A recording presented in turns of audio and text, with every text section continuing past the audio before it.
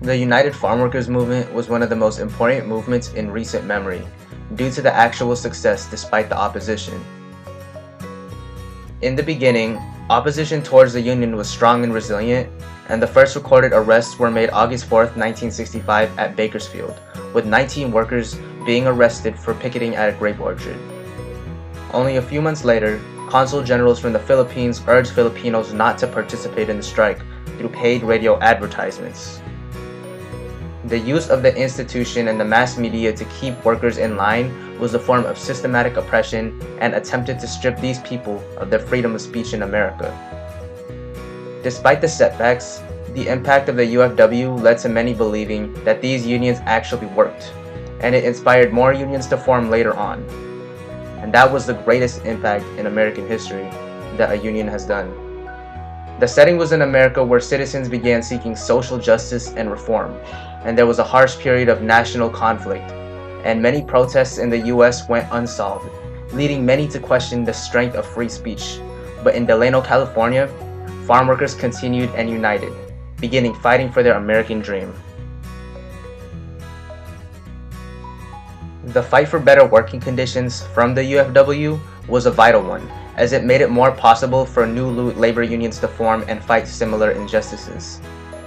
But at the time, these injustices created division and conflict between farm workers, landowners, and city officials. And then, the conflict rose from this tension.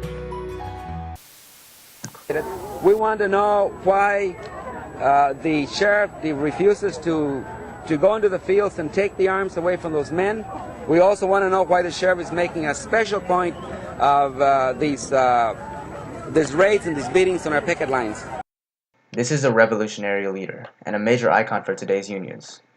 It is Cesar Chavez captured on film criticizing how the police had been attempting to prevent the protests supported by their unions. He and Dolores Huerta had seen injustices towards how organized protests were treated, and so they formed the UFW. They had merged with the Agricultural Workers Organizing Committee, which was organized by Larry Seven Fingers Itulong. The AWOC was primarily made up of Filipino farm workers, but both organizations had merged due to the poor treatment in their work and the poor treatment towards their protests. The organizations had been disrespected and lacked support for these protests.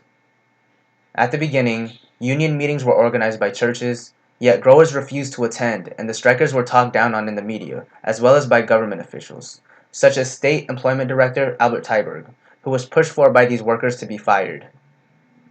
Their voices began seeming unheard, but the external conflicts were to be described today as a steep uphill battle, made up entirely of farm workers. At the time, farm workers began feeling infuriated, and were waiting for a reason to form labor unions and strike. Their frustration stemmed from the poor working conditions they were receiving, and the end to the Bracero program, which brought in many of these workers, resulted in a negative reaction from farm workers, and it was almost like a last straw. The conflict had been one-sided, but the anger from people who were working on these programs had begun forcing their conflict on the growers in charge. Once they had finally come together, they had been led to leave their work and begin protesting for better pay and working conditions. Growers saw this situation as unjust, and they did not see a point in paying workers more due to personal profits and seeing the movement as superfluous. The conflict had eventually escalated to striking and a nationwide boycotting grapes. Workers were leaving their jobs and were protesting non-violently. There were marches and protests. The civil rights movement was been taking place simultaneously, and it had been an influence on the farm workers movement.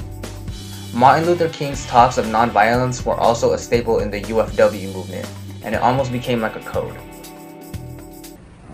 That there's a great deal of difference between non-resistance to evil and non-violent resistance. Non-resistance leaves you in a state of stagnant passivity and deadened complacency. This difference between nonviolence and non-resistance brought much attention to these workers. Today, the use of nonviolence is one of the most iconic and effective acts of rebellion seen by the US. But at the time, there was discussion on both sides. Was nonviolence just a waste of time? You'd think that this would prevent negative publicity from opposers, but quite the contrary. Despite peaceful protests, there were still negative responses in the community. The marches and protests were seen as disruptive, and those who did not agree would pelt rocks at protesters, and law enforcement did not take too kindly to the described disruption. On October 2nd, 1966, during a protest, a truck driver ran into a crowd of protesters and injured two strikers. The fight for better working conditions had become a full-fledged war. The narrative of the success story that is the UFW stems from the opposition that kept them away. At first, mass media and low wages kept their voices unheard and violent acts and arrests went quiet. Local conferences were overlooked, and a national conference on poverty was unattended in 1965 by growers and the media, because growers did not see the reason for a strike. They felt their wages were proper and investments were too high of a risk, but the national boycott had forced growers to do just that, protect what they had.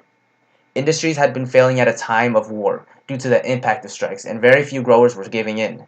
Both sides took drastic approaches and losses to what they viewed as correct, but the reasons for their actions were met with internal and external conflict on both sides. With the Bracero program bringing in immigrants for work, issues arose with a lack of supply of healthy working conditions and education for their children. A whole day's work for these workers would amount to about $2. The life expectancy for these workers was 40 years old. Having a stable union was difficult as many did not comply with a lot of the guidelines set, including the non-violence model Cesar Chavez had placed. It was understandably so, considering many would go as far to try to kill these protesters. Chavez would hunger strike to protest his own union's actions. Filipinos had begun fading out of the narrative as well, with Larry Italong actually recently referring to Chavez as a dictator during the union. It appeared that the conflict was coming internally and externally, but the impact the union had was due to the nationwide agreement despite these conflicts, that these people deserved more. Yet many did not see it that way.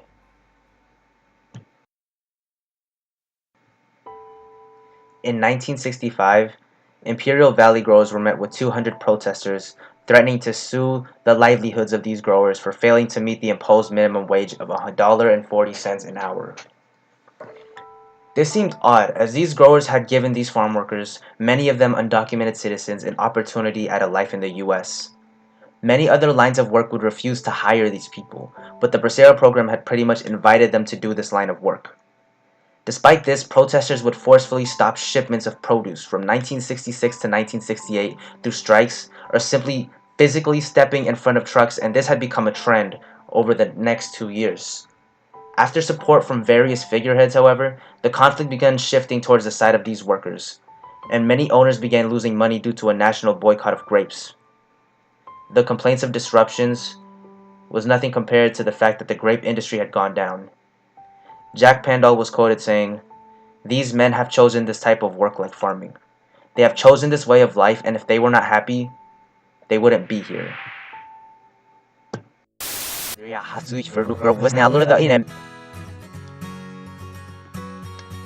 But they were happy.